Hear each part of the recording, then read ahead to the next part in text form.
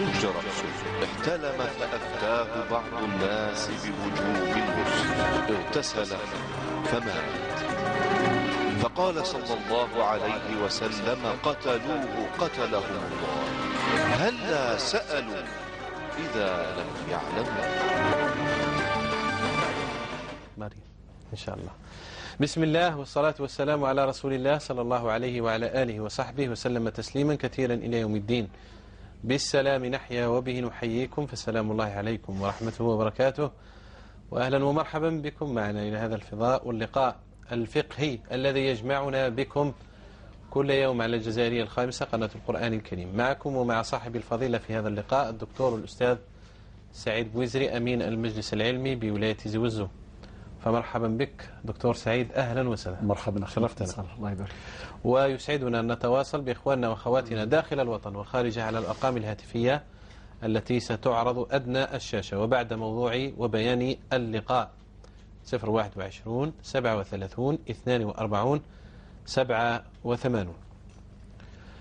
مشاهدينا الكرام، نقف اليوم مع خلق من أخلاق القرآن الكريم، مع خلق نبوي وخصلة كريمة من خصال الإيمان. هذا الخلق الذي يعد من أخلاق الديانة، وهذا الخلق الذي ضاع اليوم بين كثير من المسلمين إلا ما رحم ربي عز وجل، هو خلق الوفاء بالعهد.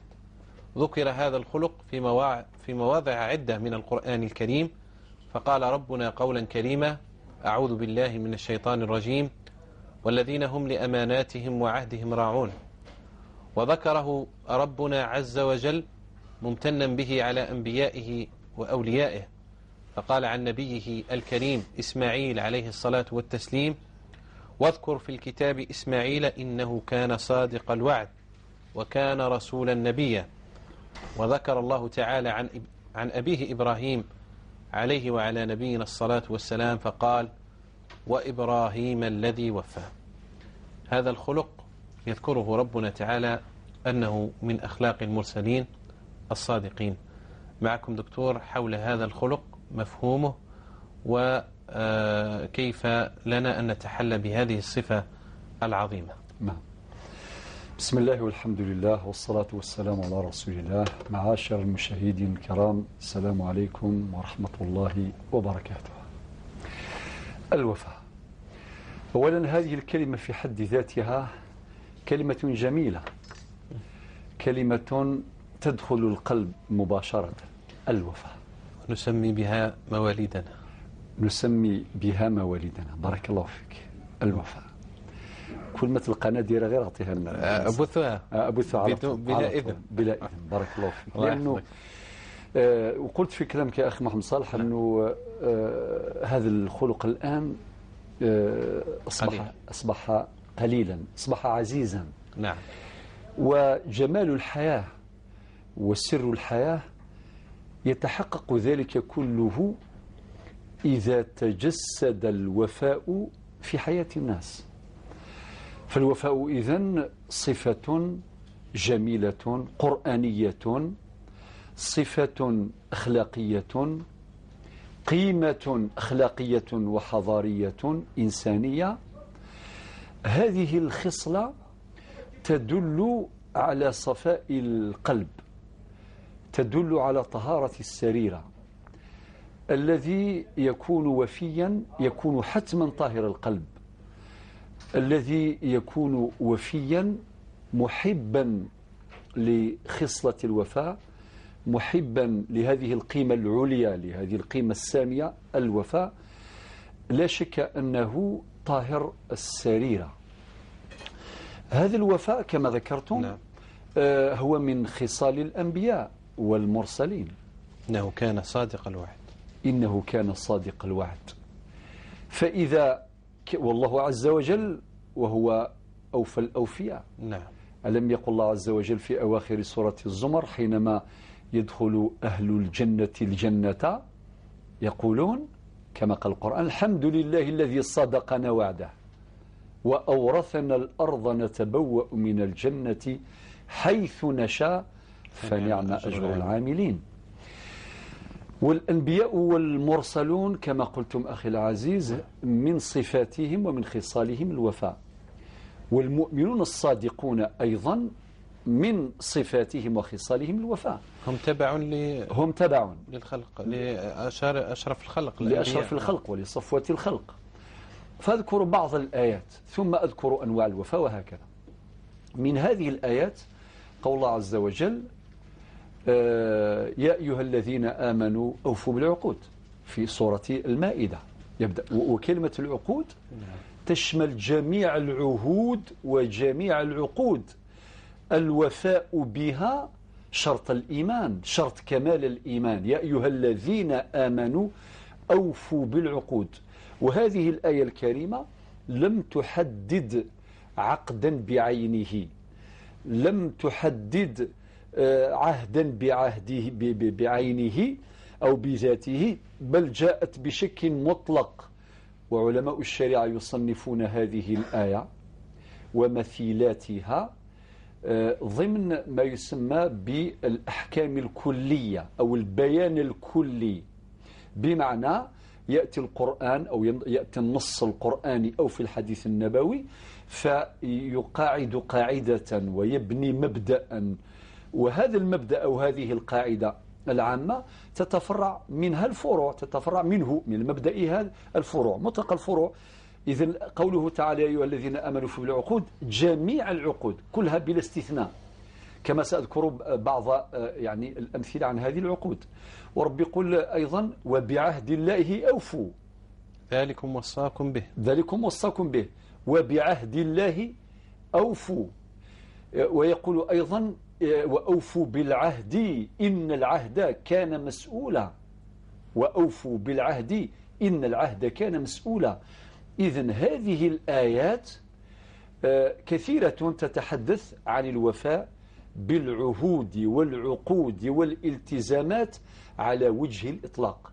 نأتي الآن باختصار إلى بيان أهم هذه العقود التي يجب الوفاء بها. أبدأ بالنوع الأول وهو الوفاء بعقد الشهادتين. حينما نقر أي إنسان يقول أشهد أن لا إله إلا الله وأشهد أن محمد رسول الله، فقد دخل في عقد مع الله، تعاقد مع الله عز وجل، يعني أعلن عن عقيدته وأعلن عن نيته في توحيد الله عز وجل وإفراده بالربوبية والألوهية. فلا بد على هذا الإنسان المسلم إذا نطق بالشهادتين يقول أشهد، وما يقولش نشهد بلغة الجماعة، أشهد عقد يعني بين الإنسان وربه، أشهد أن لا إله إلا الله وأشهد أن محمد رسول الله. يأتي العقد الثاني. إذن العهد الأول مع الله عز وجل، والعهد الثاني مع النبي صلى الله عليه وسلم، ويأتي العهد الآخر مع الإسلام، مع شريعة الله عز وجل. حينما يقول الله عز وجل في القرآن الكريم في سورة الجاثية على وجه المثال، على سبيل المثال ثم جعلناك على شريعة من الأمر فاتبعها ولا تتبع أهواء الذين يعلمون. شريعة، إذن أمرنا بالتزامها. ورب سبحانه يقول فلا وربك لا يؤمنون حتى لا يؤمنون، ربط الأمر بالإيمان حتى يحكموك فيما شجر بينهم ثم لا يجدوا في أنفسهم حرجا مما قضيت ويسلموا تسليما. ثم العهد الرابع وهو مطلق العهود التي بين الناس، كل العهود كل العقود. نبدأ بالموعد البسيط، والعقد بين الرجل وزوجته، بين رب العمل والعامل، بين الشركاء، بين كل هؤلاء تربطهم عقود، بين البائع والمشتري. كل العقود التي تبرم في حياة الناس مهما كانت طبيعتها، سواء كانت عقودا إدارية أو عقودا مدنية أو عقودا اجتماعية أو عقودا اقتصادية تجارية استثمارية، كل العقود تدخل في هذا الباب، يعني العقود التي تربط بينه وبين الناس. وكذلك الوفاء أيضا بالشروط. نعود إلى النوع الخامس الوفاء بالشروط. النبي عليه الصلاة والسلام كي قال في القرآن الكريم، كي قال في الحديث النبوي الشريف المسلمون عند شروطهم إلا شرطا أحل حراما أو حرم حلالا. بمعنى إذا كان واحد دار شرط لأي كان وهناك شرط متفق عليه بين اثنين فلا بد من الوفاء بهذا الشرط. المسلمون عند شروطهم. وكم من أزمة حصلت، وكم من نزاع وقع، وكم من أمر فسد بسبب عدم الوفاء بالشروط، أليس كذلك؟ لذلك الحديث يقول المسلمون عند شروطهم أو على شروطهم في رواية أخرى. طيب نعود أيضا إلى الوفاء بالنذر. واحد يدير نذر مع ربي سبحانه عز وجل، يقول له كان ربي تشفي لي وليدي ولا بنتي ولا كذا كذا، ندير نذر. وإن كان طبعا وإن كان الإنسان يدعو الله عز وجل ما يربطش أمور بالنذور، ولكن في حالة ما دار النذر مع الله عز وجل لا بد أن يفي به. ثم ونحن نعيش ذكرى يوم الشهيد أيضا الوفاء أيضا للأبطال، الوفاء للشهداء، شهداء الوطن، تضحياتهم. نعم هؤلاء الشهداء قدموا أغلى ما يملكون، قدموا الغالي والنفيس في سبيل الله والوطن، وتركوا لنا هذا الوطن. يعني أيضا من الوفاء أن نكون أوفياء لعهود الشهداء، لعهد الشهداء، أن نكون أوفياء لعهد المجاهدين، أن نكون أوفياء للدين وللوطن. فإذا كنا أوفياء يصلح ديننا وتصلح دنيانا. أما إذا غاب الوفاء في حياتنا نفقد سر الحياة وتفسد علاقتنا جميعا، ولا حول ولا قوة إلا بالله. نسأل الله أن يغير حالنا إلى أحسن حال وأن يجعلنا من الأوفياء. شكرا دكتور، أحسن الله إليك وبارك فيك. إذا مع الإخوة والأخوات الذين نسعد باتصالاتهم على الأرقام الهاتفية التي ستظهر بعد قليل 021 37 42 87. وريثما تصلنا الاتصالات دكتور سعيد إلى الأسئلة البواقي. نعم. الباقية ما فيه اتصال. نعم. عبد المجيد من البيض. عبد المجيد السلام عليكم. السلام عليكم. وعليكم السلام ورحمة الله وبركاته. ألو. نعم يا عبد المجيد أسمعكم. عندي فقط أسئلة من ناحية الزكاة. تفضل يا سي عبد المجيد. بالنسبة للإنسان اللي عنده 100 مليون وما خرجهاش يعني في 4 سنين، لماذا ما خرجش؟ ما خرجش، ربما كان فيه دين، هو بحد ذاته كان فيه دين، كان عليه ديون، كان فيه دين ما خرجهاش. اسمعني من الهاتف يا عبد المجيد الله يحفظك. اسمعني، نقص التلفاز أمامك. نعم. نقص للتلفاز أمامك. نعم. نعم تفضل الآن. كان في دين في 4 سنين ما خرجتش على أساس كان عندي 100 مليون وما خرجش، كان في الدين، بس كنا لازم نقضي هذيك الدين ولا لا؟ سؤالك غير واضح، يعني كيف؟ هل هذه 100 مليون سلفتها للناس ولا كيف؟ كان واحد يسالني دراهم وانا عندي 100 مليون. كان يساك دراهم؟ سلف منها 50 مليون برك. ايه؟ نعم. ليه؟ ورجع لك المبلغ؟ رجع لي شغل، رجعت لي دراهم كامله. نعم. شحال بقى المبلغ عنده؟ كم من عام؟ المبلغ اللي سلفته شحال من عام هو عند سيد؟ سلف 50 مليون. شحال قعدت عنده؟ شحال؟ قالت لي 70. هذا 50 مليون شحال عندك من اللي سلفتها يعني؟ في واحد عامين وانت أقرضت المبلغ. هاي. وبقات لك 70 مليون ما خرجت عليها الزكاة. هاي. مدتها؟ نعم. 70 مليون شحال نعام ما خرجتش عليها؟ في 4 سنين. 4 سنوات لم تخرج هاي. فهمت شيخ؟ واضح. وعندي سؤال آخر. فهمت. نعم سؤال آخر تفضل. بالنسبة للشيخ أنا راني تاجر، بغيت نسقسيك برك على الألبسة الداخلية تاع النساء، اسكو يجوز للراجل يبيعها ولا لا؟ واضح إن شاء الله. أيضا عندك سؤال آخر؟ خلاص بارك الله فيك. الشيخ كان بوسيبل تعطيني نمر التليفون تاع الشيخ باش نتصل به يعني؟ إن شاء الله. تبقى على الخط. أبقى على الخط يا عبد المجيد. شكرا. دكتور مع بدر الدين يسأل يقول: استيقظت قبل شروق الشمس بنصف ساعة، هل أصلي الوتر أم صلاة الصبح؟ يا أخي بدر الدين، أولا النبي صلى الله عليه وسلم يقول اجعلوا آخر صلاتكم من الليل وتر. الآن قبل ما نجاوبك لازم نعرفوا الوقت نتاع صلاة الوتر باختصار.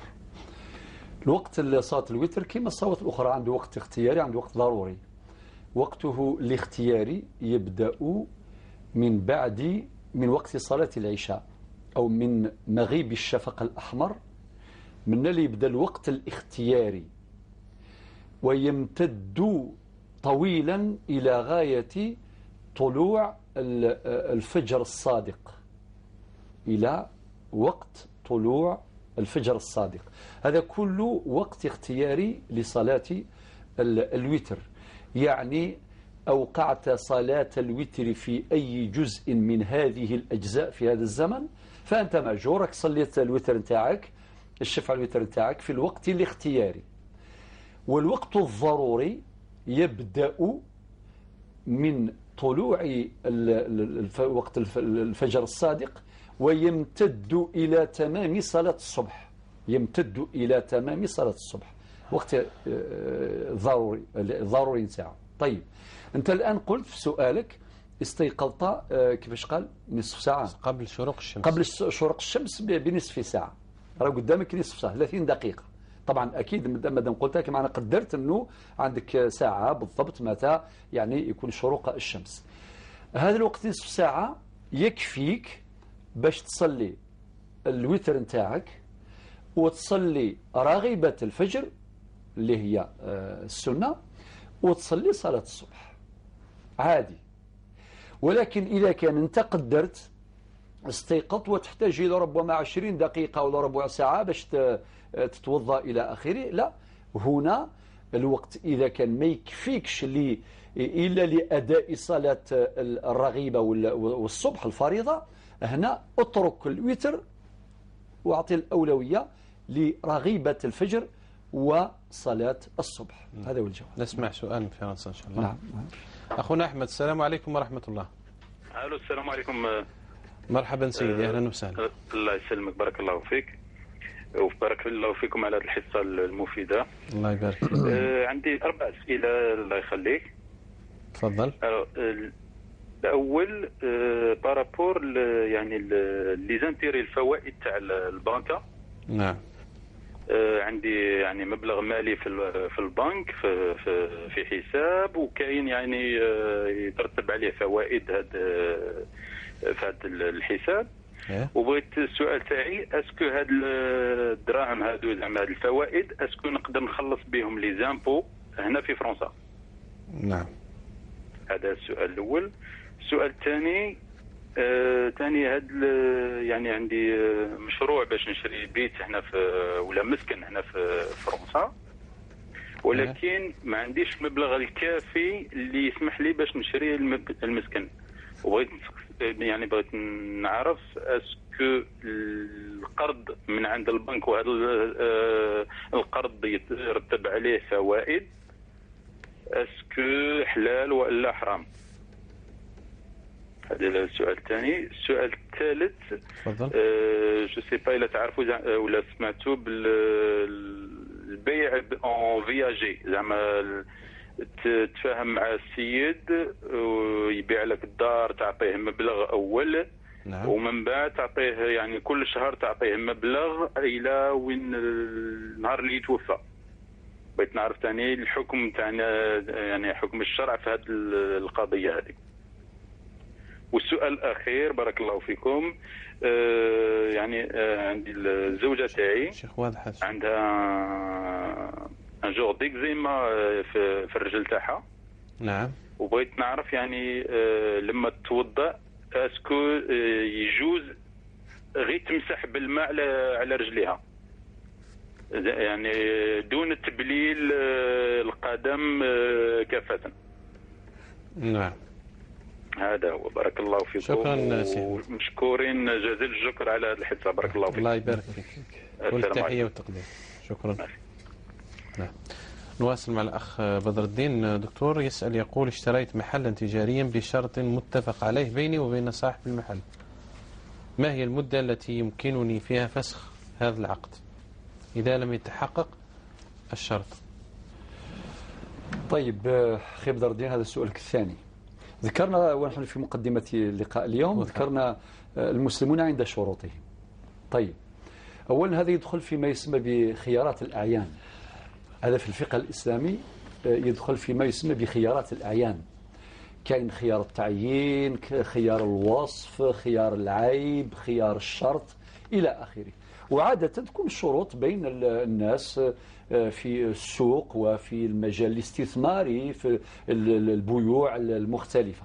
طيب وبالمناسبة هذا الشرط، خيار الشرط يجوز في البيوع في عقد البيع كما يجوز في عقود الإيجار المختلفة. طيب بالنسبة للمدة، طبعا هذه المدة نتاع الشرط، أنت تقول مثلا اشتري محل تجاري بشرط أن يكون بمواصفات مثلا معينة كذا كذا.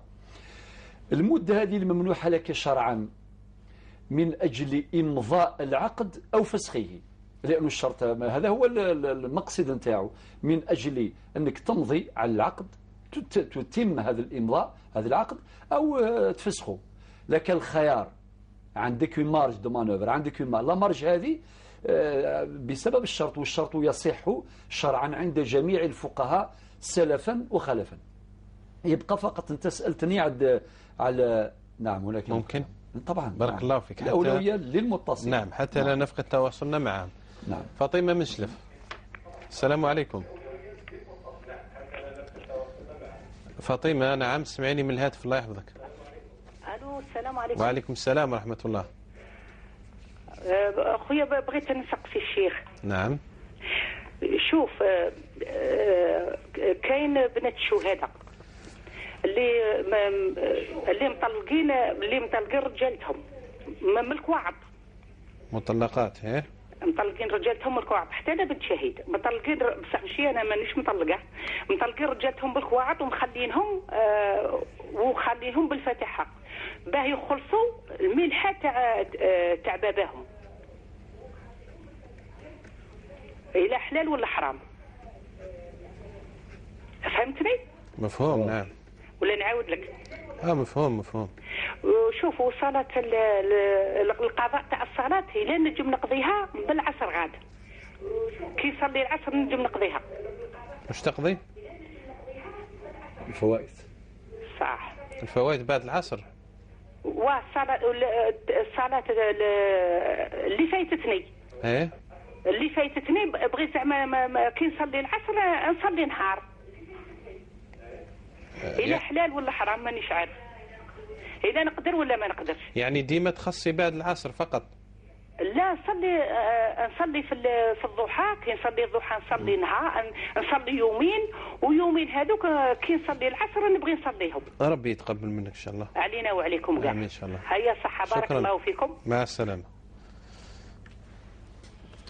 تواصل دكتور.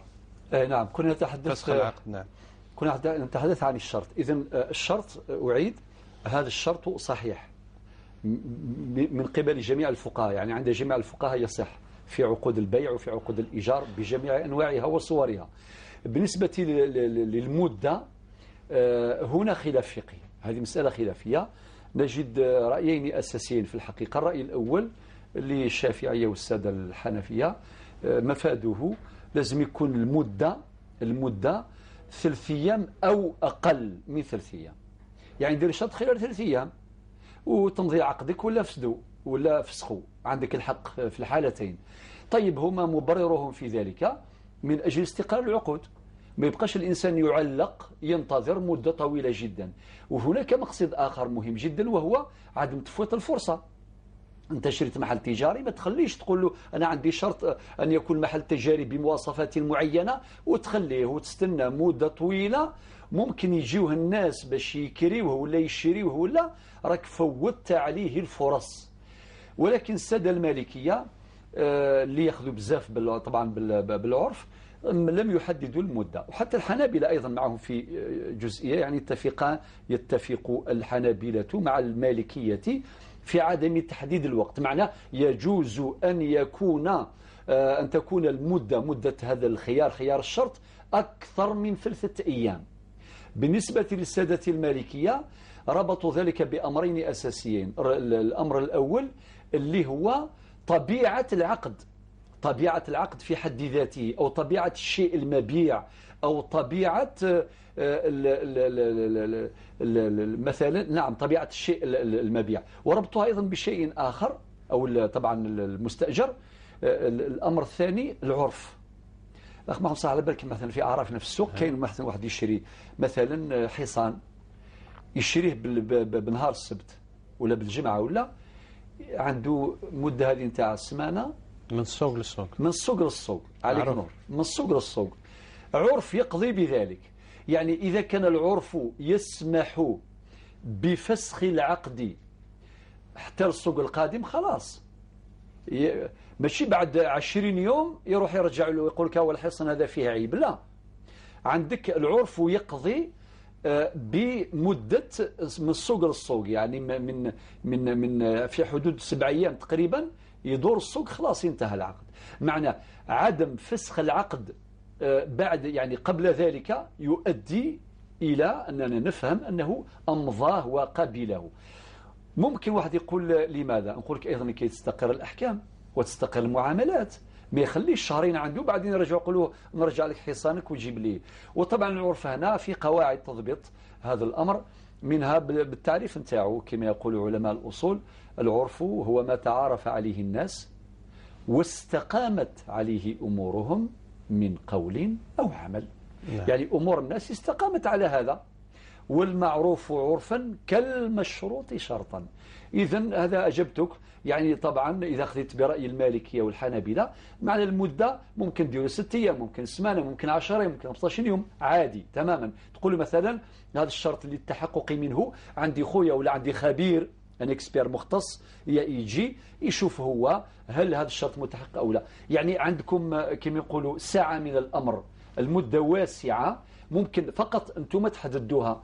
وإذا تم تحديد المدة تقولوا مثلا مدة الشرط 20 يوم، خلاص لابد من الوفاء بهذه المدة. وقد تحدثنا في لقاء اليوم عن الوفاء، لأن ربي سبحانه يقول: يا أيها الذين آمنوا أوفوا بالعقود. نعم بارك الله فيك. السؤال موالي دكتور: حكم صلاة تحية المسجد والإمام على المنبر يخطب للجمعة. طبعا أخي محمد صالح، هناك فقه وأدب في هذه المسألة. نعم. فقه وأدب. علاش قلت هذا الكلام؟ نعطي مثال، أعطي مثالا. لو كان مثلا الأخ محمد صالح راه الآن فوق المنبر راه يخطب بيوم الجمعة، ويجي واحد متخلف متأخرا ويجي مباشرة قدام الإمام ويبدأ يصلي ركعتين إن وجد مكان. هذا إن وجد مكان. وهناك اللي يتخطى الرقاب، يتخطى الرقاب ويعفس على الناس وكذا ويؤذي الناس، وحتى يجي قدامك يقول الله أكبر والراجل يصلي ركعتين. نعم. أولا علاش ذكرت هذا المثال؟ أولا هذا سوء أدب، سوء أدب. قدامك إمام يخطب وانت تجي قدامه وراك تخطيط رقاب الناس، وقد أتيت متأخرا وتجي تصلي ثم ركعت، راك تشوش على روحك وتشوش على الإمام وتشوش على المصلين أيضا.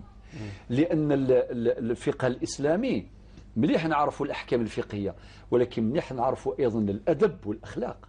لذلك صدق طبعا في يوم الجمعة نصلي غير ركعتين صلاة الجمعة، معنى الخطبتان تعوضان الركعتين. إذن الخطبتان معوضتان للركعتين.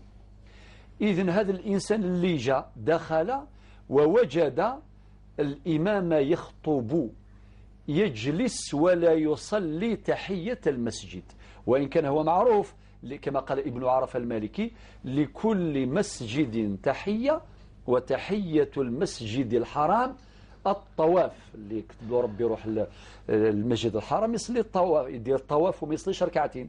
إذا تعذر الطواف طبعا يصلي ركعتين. الآن إذن هذه السنة وتسمى من نوافل ذات سبب. علاش تسمى ذات سبب؟ لأنه صلاة ركعتي تحية المسجد مرتبطتان بسبب اللي هو دخولك المسجد، بسبب دخولك المسجد هكذا. الآن ابن شهاب يقول كلام يعني مختصر في هذا مركز، يقول خروج الإمام يقطع الصلاة وكلامه يقطع الكلام. نشرحه باختصار.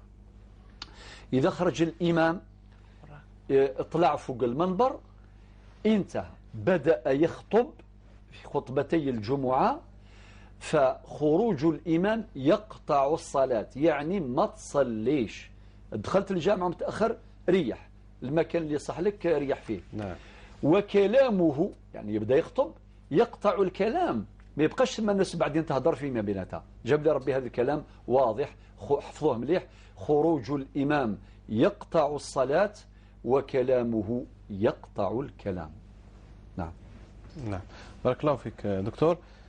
مهدية من درارية، تواصلت مع دكتور؟ نعم، كما وعدناها. نعم. ونتحدث عن الوعد. وطبعا إخواني أخواتي ننبه إلى ما يلي.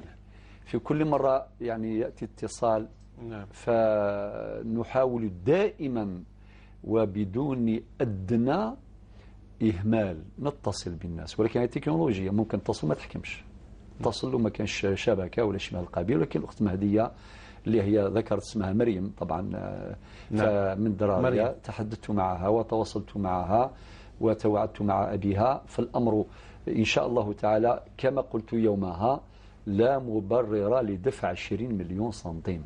إلى غاية الآن قناعتي هي هذه، لا من ناحية الشرعية ولا من ناحية القانونية.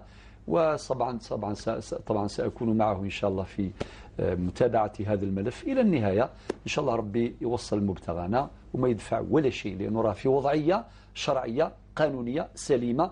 اشترى هذا البيت ودفع جميع المبلغ كاملا، ولا مبرر لإضافة دينار واحد على ما دفعه، والله أعلم. عانك الله يا شيخ. الله يبارك. الله يعينك إن شاء الله في قضاء حوائج إخواننا وأخواتنا ورفع الغبن عنهم إن شاء الله. هل في اتصال؟ نعم. إذن 021 37 42 87 وإلى فرنسا. أم يوسف. ألو. السلام عليكم. وعليكم السلام ورحمة الله. أهلا وسهلا. مرحبا بك شيخ. عندي سؤال.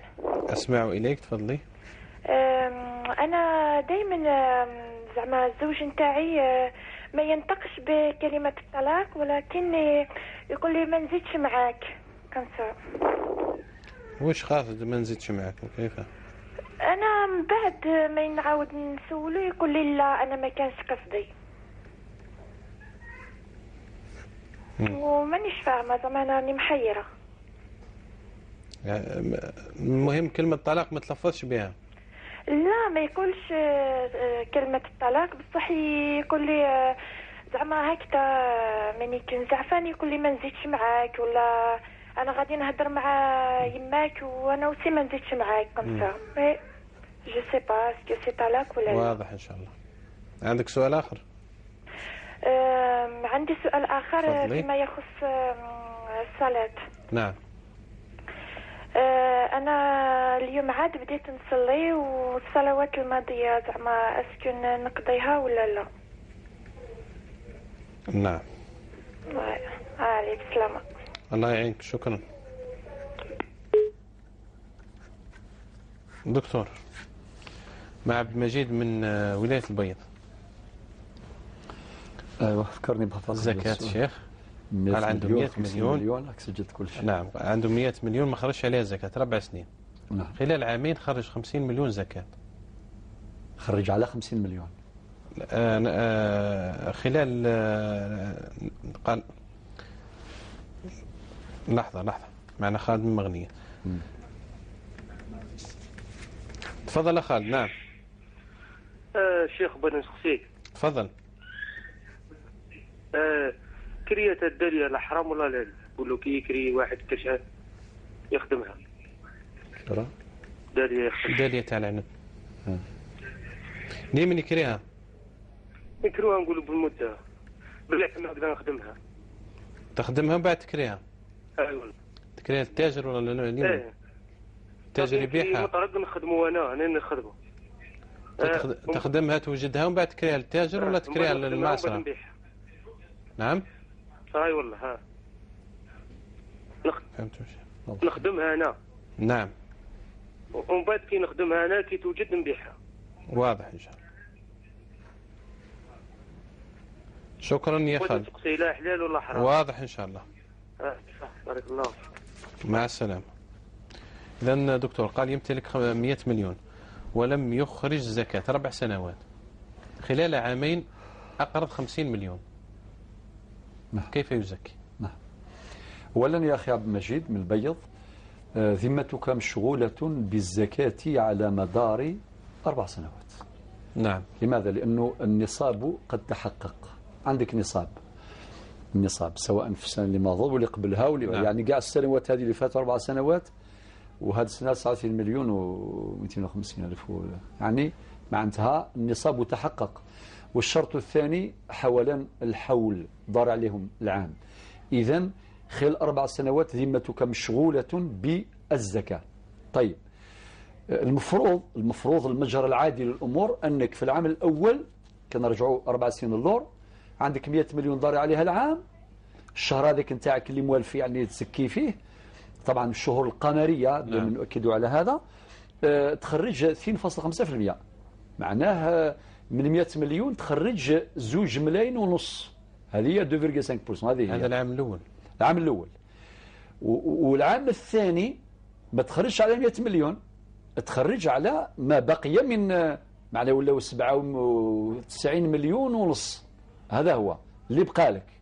ولكن ما خرجش هو. ما خرجش. نعم. لذلك الآن باش تخرج من أي إشكال تزكي صافي تخرج 10%، خاطر 2.5% 2.5 معناه 5% و5% تخرج 10%، معناه تخرج المبلغ الإجمالي 10 ملايين.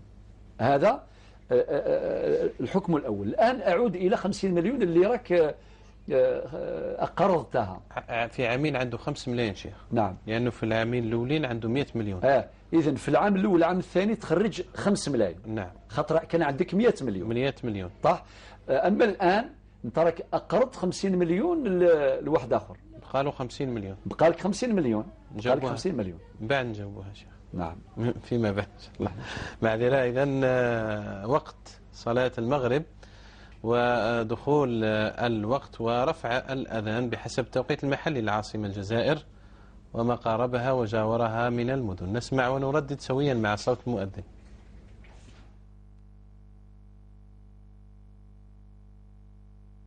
الله أكبر الله أكبر، أشهد أن لا إله إلا الله، أشهد أن لا إله إلا الله،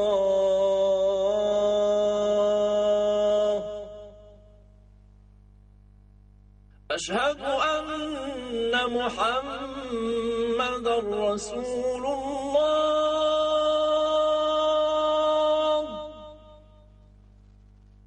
أشهد أن محمد رسول الله، حي على الصلاة،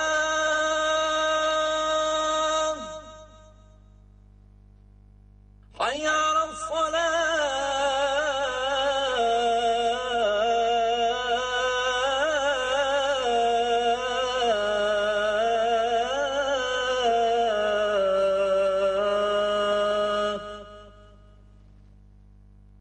حي على الفلاح،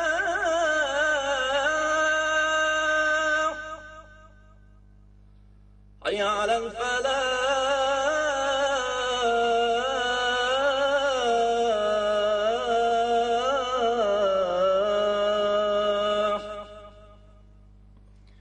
الله أكبر الله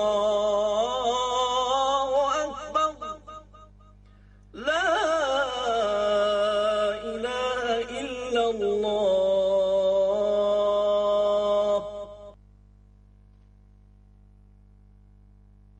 اللهم رب هذه الدعوة التامة والصلاة القائمة آت سيدنا محمدا الوسيلة والفضيلة وابعثه مقاما محمودا الذي وعدته.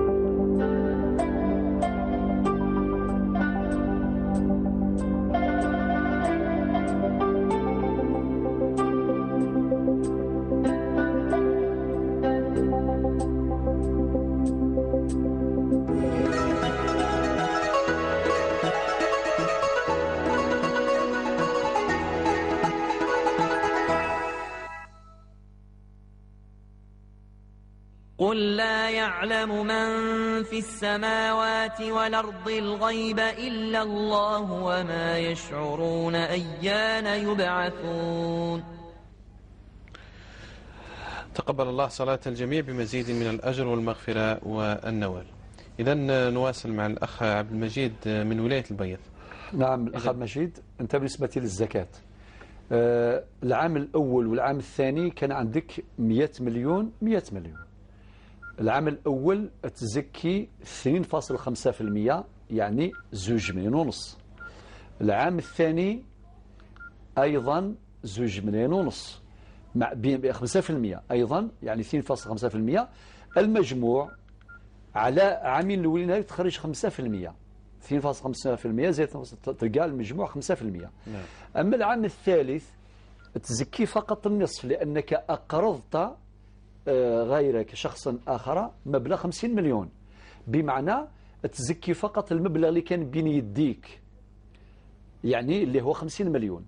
أما إذا كان هذا المال، هذا المبلغ اللي قرضته كأنه في جيبك، معناه الوفاء به مضمون، اعتبره كأنه في جيبك عادي، تولي تزكي فقط، تخرج من الخلاف. إذا كان هذا الإنسان يرجع لك المبلغ يقينا تزكي 4 مرات، تزكي 10% وتتهنى نهائيا، 10% وتتهنى والسلام. أما إذا كان حبيت بتفصيل أدق نقولوا 50 في العام الثالث تزكي على 50 مليون، مع على تقريبا 1,625,000. والعام الرابع مادام رجع لك 20 مليون ولا عندك 70 مليون تزكي تقريبا 17,150,000. المجموع اللي تخرجوا الآن لذمتك مشغولة به تقريبا 9,400,000. المجموع كامل لا 9,400,000. طبعا أثناء الأذان درت أنا والأخ محمد صلاح يعني الحساب. المجموع 8 ملايين.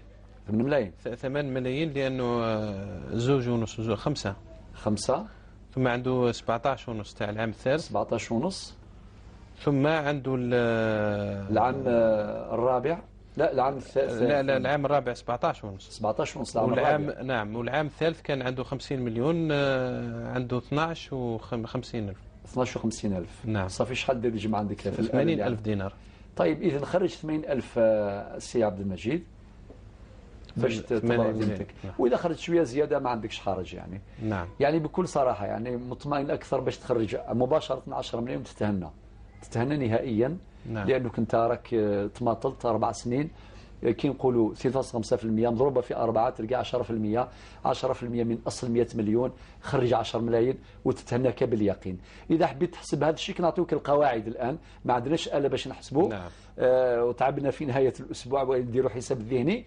الآن العام الأول عندك 3.5%، العام الثاني عندك 2.5%، العام الثالث اللي عندك غير 50 مليون والباقي دين، والباقي دين تزكي 2.5% نتاع 50 مليون، يعني النصف نتاع 25 ألف دينار. والعام الثالث رجع لك 20 مليون و50 اللي عندك صافي 70 مليون، تخرج 2.5% نتاع 70 مليون. تجد نتيجة ممكن تلقاها كما قال خويا محمد صالح 80 ألف دينار. إذا حبيت ترتاح 100% خرج 10 ملايين وترتاح، وربي يبارك فيما تملك. آمين يا رب العالمين. نعم. حكم بيع مثل هذا النوع من الثياب نسأل عليها دكتور. النسائية ثياب. نعم والله واش نقول لك يا أخي، الأصل في ذلك الجواز، ولكن مع التزام الأدب والأخلاق.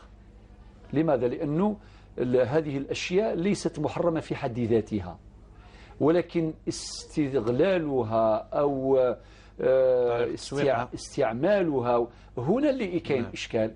كاين إشكالات كثيرة جدا، ماهوش غير حتى الألبسة الأخرى يعني عموما. لكن نقولوا واش نقول ذلك، ما لابد أن تباع هذه الأشياء، راهي موجودة يعني وراهي تباع عادي. إنما نوصي هؤلاء التجار بالتزام الأداب والأخلاق. إذا كان الإنسان يبيع الإنسان فذلك أفضل، وذلك أحوط لديننا ولحرمتنا ولأخلاقنا ولآدابنا. المرأة تبيع المرأة، فإذا تعذر ذلك الرجل يبيع لازم يلتزم جملة من الضوابط والأخلاق الإسلامية. نعم بارك الله فيك دكتور. أحمد من فرنسا والفوائد البنكية، هل يستطيع أن يسدد بها الضرائب؟ نعم. أولا الفوائد البنكية أخي أحمد من فرنسا هذه ليست ملكا لك. أنت عندك مثلا عندك 20,000 أورو دخلتها في البنكة، هذا من حر مالك، هذا مالك رأس مالك حلال.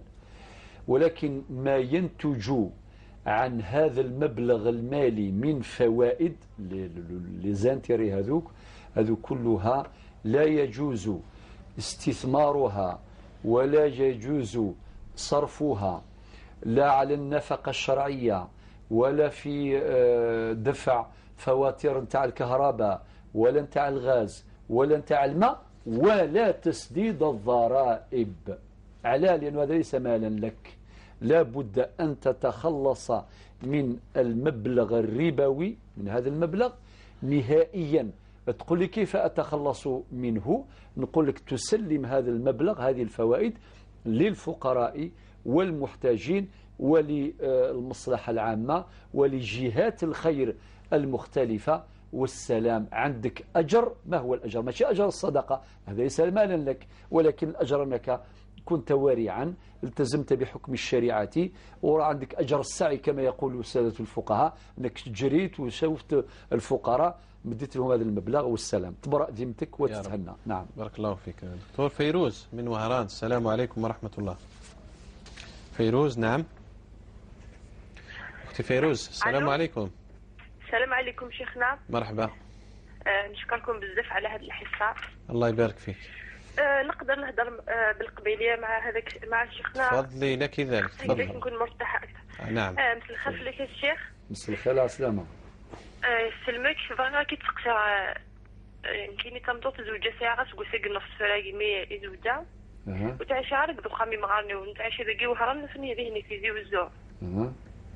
اما انا ساعة بروبليمي كيف سن مي قيمة غانا تصا كيف سن شغل فيك تمزوز كسمة قيمة واحدة كي 15 يوم رمضان فيك تلقى واحد غان ساعة بروبليمي كيف سن زقن شغل تعيرني دتقال قال لي ديك الفاس ويتقدرنا الكازيو اسمي إذا فانا في ورقدو ناس نكينو تقبل غاسل وستيو يستمونتي لو ريسبي بالكازي وزاف يعجب على الحل اسمي سنان بديك يعجب على الحل وغندوك تاداوين فليو زين دوك فليو تقالتو في الهضره هكا كنتي دوك ما سنتا غادي نينا غير هو نشميني وشو شميني زعما تفراني وتسالى لدار وتهضر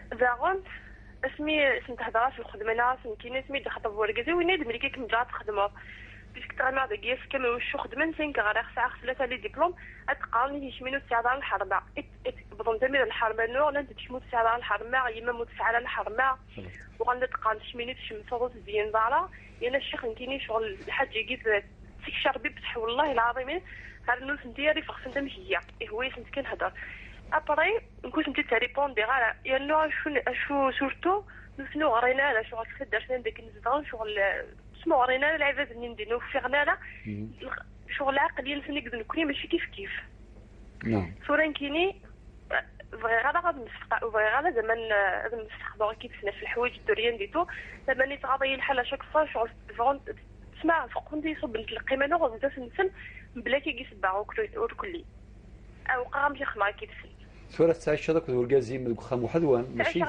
تعيش غير شي خاك الورقازي ولا ما انا صافا كيدا شي خاطر كيما كرا نهضر في مولانا كينس شغل يتغاضي الحل شغل ما تهضر يمكن يميت غير ما بقي وحدي كلش وحدي ولا الشيطان زايغ هذا ما تغنى وحدي يقول الشيطان يتخزر بي شغل تكملي هاد الحاجه ني شغل يتراضي الحلقه راسه مش يمكن يسوره وغلب بضغامي العباده ملي يبغاني يصب القيمه يعني زست مغارتيو زست ولوسيو يونا ربي ودي نطاقه كي لا تصدر تماثيل ريث ستسمعي الجواب بعد حين ان شاء الله فيا خاطر نزني ما سنتهضروا انت سني تيك تلقي مي روحها يعني الجنازه مين بوت سلمت على في اللي سلمت على في من بلا سبع شغل كيني هضره كيف باش مسامح شغل لا توضح هاد الامور كيف سنت نوف ندي طاكين دي داك النهار انا سيلاوني اون فهمتي سنا في فهمت لان تفادي سكنوا غير نتاع ربي نتفرا باغي دي نظام شي هضره في اللعبه داك كيني شغل سمعوا سانا مليح نفهمها كي مشى دينا كيف الطريقه غنمشي نفهمها كيف واضح حالتنا واضح شوره الشيخ وقدر ما نروح على رمضان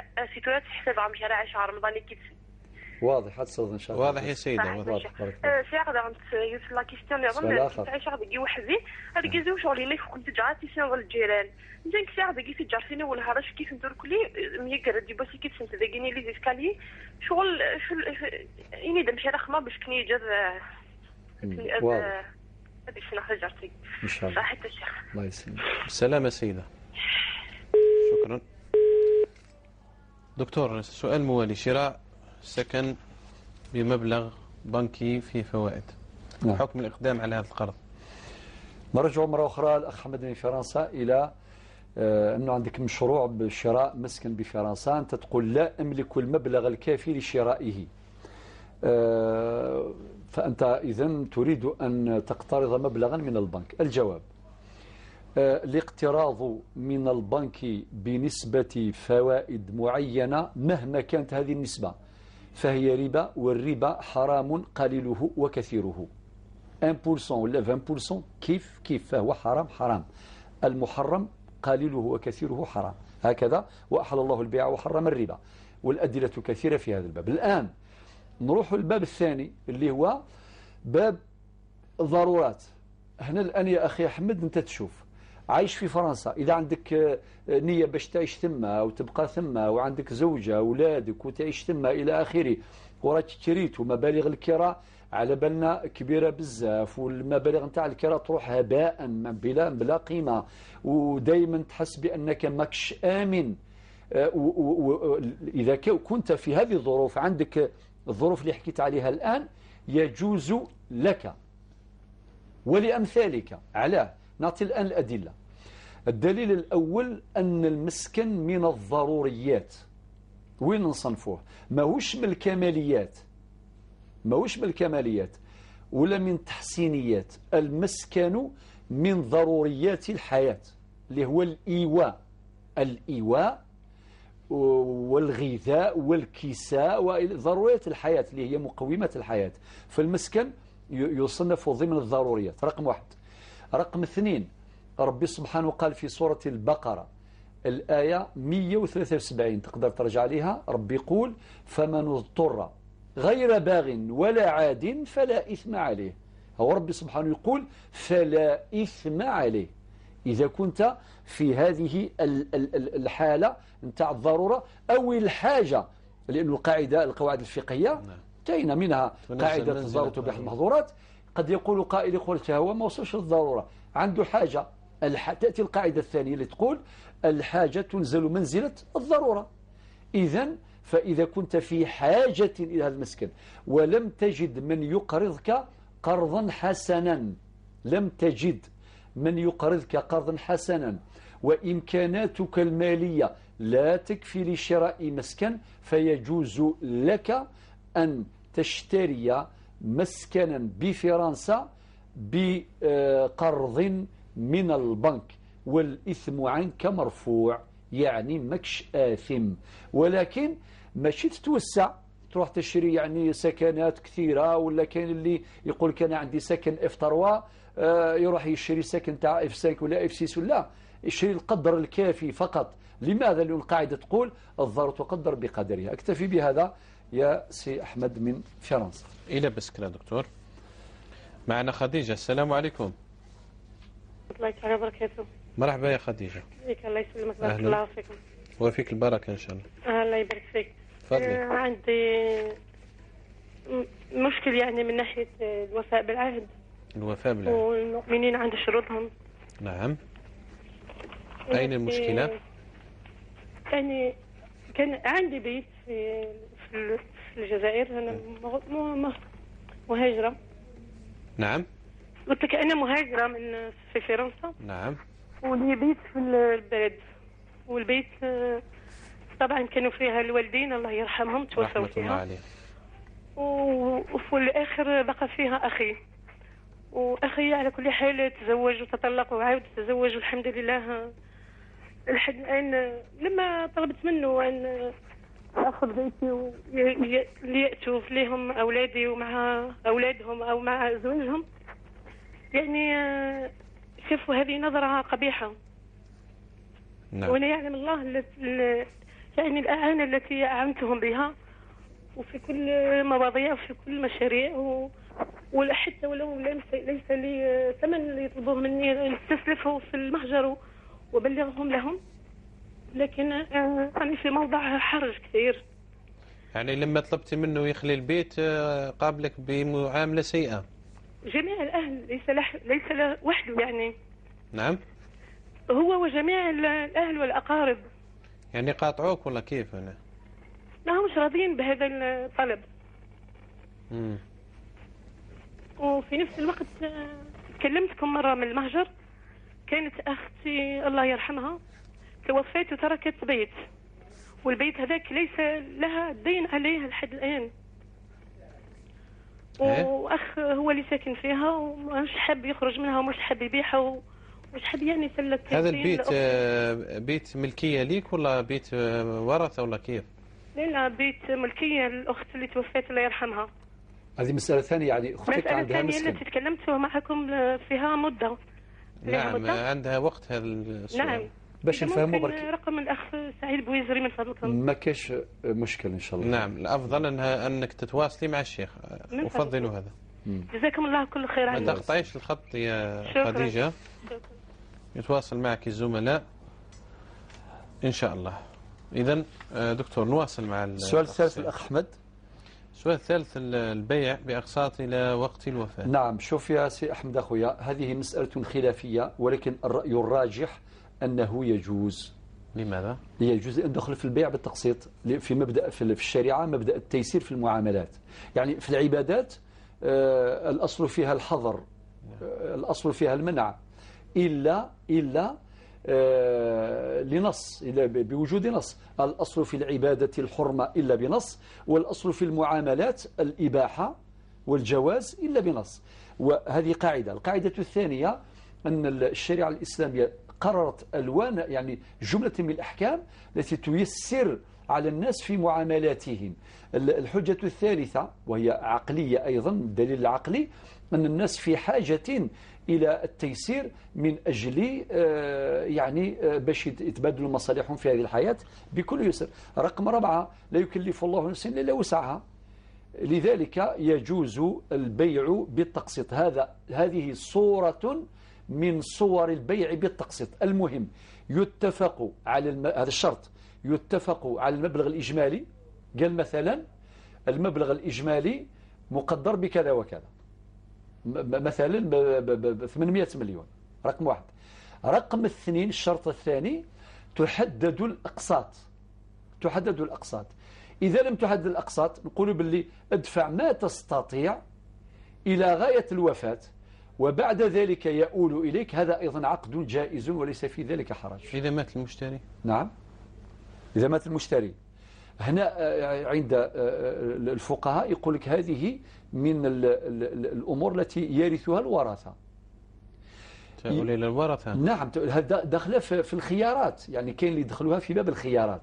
يعني هذا النوع غير موجود عندنا. غير موجود عندنا، غير موجود عندنا، موجود في بلاد أوروبا. نعم، في أوروبا موجود. نعم. موجود عندنا، ولكن حتى تواصلت مع بعض الأساتذة المختصين يعني هنا اللي عايشين هناك في أوروبا، فبحثنا سويا هذه المسألة وتوصلنا إلى هذا الرأي. يعني مبدئيا اطمئن إن شاء الله هي معاملة صحيحة. وإذا بدا لنا ما يخالف ذلك سنبين إن شاء الله من خلال لقاءاتنا في الإفتاء، خاصة الأسبوع القادم يوم الأحد. نعم إن شاء الله. حتى المجلس الإفتاء له الأوروبي له فتوى في هذا الموضوع. نعم نعم. زوجة أخونا أحمد مريضة من رجلها، هل تمسح على رجلها أو لازمها تغسل الرجل؟ طبعا الأصل الإنسان يعني كي يوصل رجليه يعني يغسلهم. فاغسلوا وجوهكم. فاغسلوا، ربي قال فاغسلوا. ونجد حديث عائشة يعني ويل للأعقاب من النار، يعني وأرجلكم إلى الكعبين. نعم، فاغسلوا. وأرجلكم إلى الكعبين، الغسل يعني الغسل تغسل. وكذلك هناك حديث يقول ويل للأعقاب من النار، هذا حديث النبي صلى الله عليه وسلم. لماذا النبي عليه الصلاة والسلام قال هذا الويل؟ لأنه الناس أحيانا يغفلوا على هذه المنطقة نتاع الكعبين، ما يوصلوهاش بالماء. وفي رواية أخرى ويل للأعقاب ولبطون، يعني ذكرت بطون الأرجل. على هذه أيضا المنطقة يعني شوية قد يغفل عليها الناس، فبالتالي هناك حديثا نجمعهم في هذا الأمر هو الغسل. ولكن مادام هي عندها الإكزيما وربي سبحانه يقول لا تلقوا بأيديكم إلى التهلكة، وقال في آية أخرى ربي قال في القرآن الكريم اتقوا الله ما استطعتم. كاين اتقوا الله حق تقاته مستوى أعلى، كاين مستوى أدنى اتقوا الله ما استطعتم. نعم. وتدخل في باب التخفيفات. مادام الطبيب قال لها تمسحي مسحا، تبلل يدها وتمسح رجليها وتعفى من الغسل وتعفى كذلك من الدلك، لأنه يعني الدلك الكثير هذا يؤذيها وربما يعطل الشفاء. فاطمة مشلف، بنات الشهداء. بنات الشهداء الشيء اللي داروه غلط، خطأ. لأنه في القانون يقول إذا كان المرأة مطلقة فعلا تأخذ منها، إذا كانت عازبة لم تتزوج أصلا تأخذ منها. ولكن ما دام هي متزوجة حقيقة ولكن دارت حيلة مع زوجها فاستصدر حكما بالطلاق كما قلت بالكواغط، يعني عندها الجوجمون راهي مطلقة، يعني في اتجاه القانون والدولة راهي مطلقة. ولكن هما يعودوا، هذه هي الحيلة، يعودوا يديروا الزواج بالفاتحة ويبقوا على الزواج الأول ويمروا الحيلة، ولا يمروا الحيلة، وهذا لا يصح. يا أختي فاطمة قل لهم اتقوا الله بأي حق استحللتم أموال الناس. حكم المعاشرة دكتور؟ نعم، هم في حكم المطلقة أو لا؟ لا، إذا كان بقاو، إذا كان ما داروش الفتحة فإن الحياة الزوجية بينهم حرام بمجرد صدور حكم الطلاق. ولو كان ما عندهمش النية، داروا فقط الحيلة باش يجيبوا الحكم نتاع المحكمة فقط باش تبان يعني أمام المصالح الرسمية المختصة أنها مطلقة لتستفيد باش تدي الفايدة نتاع هذيك المنحة. فبالتالي ويكملوا حياتهم الزوجية هكذا، هذا راهم داخلين في الحرام. لماذا؟ لأن طلاق القاضي يعتبر طلاقا بائن بين الصغرى، صافي راهم مطلقين، يقع طلاق واقع. أما إذا كان راحوا جابوا فتوى وداروا فاتحة، الزواج صحيح والمنحة حرام. الزواج صحيح لأنه بالفاتحة يتم عقد الزواج، ما ينقصه هو التوثيق في الحالة المدنية فقط، ولكن هذه المنحة محرمة عليهم، لا يجوز باش ياخذوها. نعم، كما يقولوا الناس بكري وشداهم. شداهم يعني كل الحلال والسلام، يعني كل حلال. لماذا كل هذه المتاهات؟ رب سبحانه يقول لا تأكلوا أموالكم بينكم بالباطل. والله غير الناس تستهين يعني. للأسف أصبح في الجامعة طرحوا لي سؤال على بعض الناس اللي يأخذوا الأوراق، يعني هذوك نتاع المسودات هكذا، يأخذ باكي كامل ويأخذوا لدارو هكذا يعني. نعم. فطبعا الجواب حرام يعني. ويقول لك علاش الناس تأخذ ملايير.